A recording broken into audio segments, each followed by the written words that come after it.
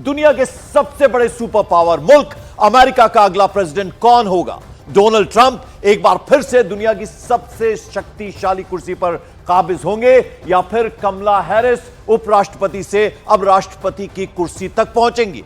इस सुपर महामुकाबले में बस अब कुछ ही घंटे शेष रह गए हैं, लेकिन अब पूरी दुनिया के मन में यह सवाल उठ रहा है कि व्हाइट हाउस में इस बार आखिर किसकी एंट्री होगी। तो यह सवाल अब पूरी दुनिया की नजर में है। वैसे आपको बता दें, अमेरिकी चुनाव में कैंपेन बड़ा गर्मा गर्म रहा।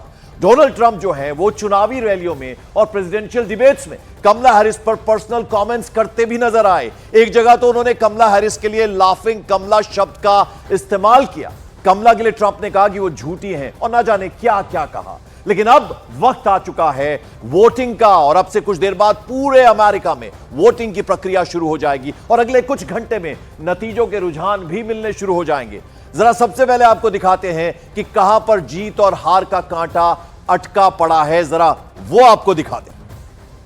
और दुनिया का सबसे पुराना लोकतांत्रिक देश आज अपने 47वें राष्ट्रपति को चुनने के लिए वोट कर रहा है। कमला हैरिस फिलहाल अमेरिका की उपराष्ट्रपति हैं, वाइस प्रेसिडेंट हैं। वहीं डोनाल्ड ट्रंप 2017 से 2021 तक राष्ट्रपति, यानी वो 4 साल का कार्यकाल उनका रहा। अमेरिकी मीडिया के मुताबिक इस चुनाव में अब तक करीब 8 करोड़ यानी 40% वोटर्स पहले ही पोस्टल वोटिंग के जरिए वोटिंग कर चुके हैं, वोट कर चुके हैं। और आज होने वाली वोटिंग में करीब 60% वोटर्स शिरकत करेंगे, हिस्सा ले सकते हैं।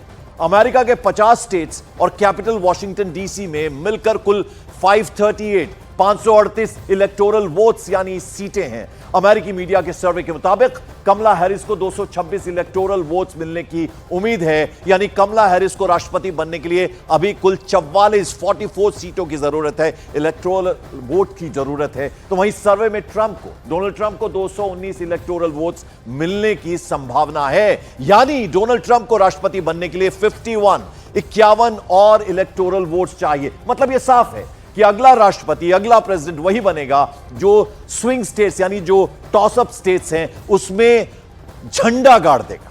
अब जरा आपको स्विंग स्टेट्स के बारे में कुछ बतला दें तो पेंसिल्वेनिया, जो हम स्टेट्स की यानी वो जो 7 स्विंग स्टेट्स हैं उनके बारे में आपको बता दें तो पेंसिल्वेनिया की बात करें सबसे पहले तो आप देखेंगे कि 19 इलेक्टोरल वोट्स हैं, यानी ये डिसाइडिंग स्टेट्स हैं। जो 7 स्टेट्स हैं स्विंग स्टेट्स, यानी या तो ट्रंप के खाते में या फिर कमला हैरिस के खाते में जा सकती हैं। उसके अलावा नॉर्थ कैरोलिना 16 इलेक्टोरल वोट्स वहां पर हैं, जॉर्जिया में भी 16 हैं। वहीं अगर मिशिगन की बात करें तो 15 इलेक्टोरल वोट्स हैं और विस्कॉन्सिन में 10 इलेक्टोरल वोट्स हैं, जबकि एरिजोना में 11 और नेवादा में 6। तो ये आप देखिए 1 2 3 4 5 6 7, ये 7 स्विंग स्टेट्स हैं यानी टॉसअप स्टेट्स हैं जो फैसला करेंगी, यानी अगला प्रेसिडेंट कौन बनेगा तो ये स्टेट्स डिसाइड करेंगी। और हमने पहले आपको बताया कि ऐसी कौन सी जो 50 स्टेट्स हैं उनमें से 7 ये स्टेट्स हैं, लेकिन बाकी लगभग तय माना जाता है कि डेमोक्रेट्स के साथ कौन है, रिपब्लिकन्स के साथ कौन है। लेकिन ये 7 जो स्टेट्स हैं ये डिसाइडिंग स्टेट्स हैं जो तय करेंगी कि अगला राष्ट्रपति कौन होगा, यानी ये पहली बार एक महिला प्रेसिडेंट मिलेगी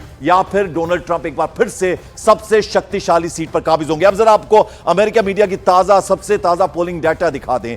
वो आपको बता दें एबीसी न्यूज का पोलिंग जो डाटा है उसमें कमला हैरिस 48% और डोनाल्ड ट्रंप की बात करें तो 46.9% वोट उन्हें मिलने की उम्मीद है। तो यहां एक लीड लेती हुई नजर आ रही हैं अगर इन जो रुझान है आंकड़ों को समझने की कोशिश करें। वहीं अगर एनबीसी न्यूज और इमर्सन कॉलेज की पोलिंग डाटा के मुताबिक देखें तो कमला हैरिस 49% और वहीं डोनाल्ड ट्रंप की बात करें तो 49% उन्हें भी वोट मिल सकते हैं, यानी यहां मामला टाई का है, टाई सिचुएशन नजर आ रही है। तो ये हम आपको दिखाने की, और उसके अलावा एक सॉस का पोलिंग डाटा इसके मुताबिक कमला हैरिस 49% और डोनाल्ड ट्रंप 46% उन्हें वोट मिल सकते हैं। तो यहां भी पिछड़ते हुए थोड़े नजर आ रहे हैं, यानी इस नेक टू नेक फाइट में थोड़ा एज लेती हुई कमला हैरिस नजर आ रही हैं।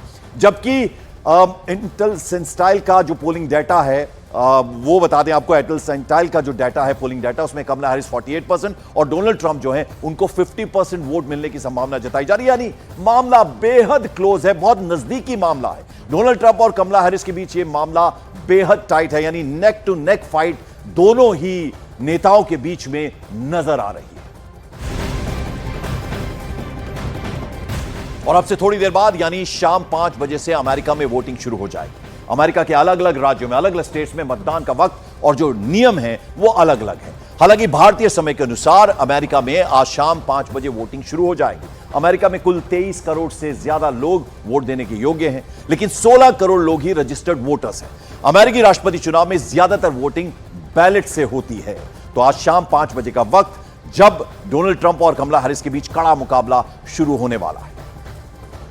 और लोगों के बीच चर्चा अब इस बात को लेकर भी हो रही है कि अमेरिका में किसकी सरकार बने तो भारत के लिए बेहतर होगा, डेमोक्रेट या फिर रिपब्लिकन।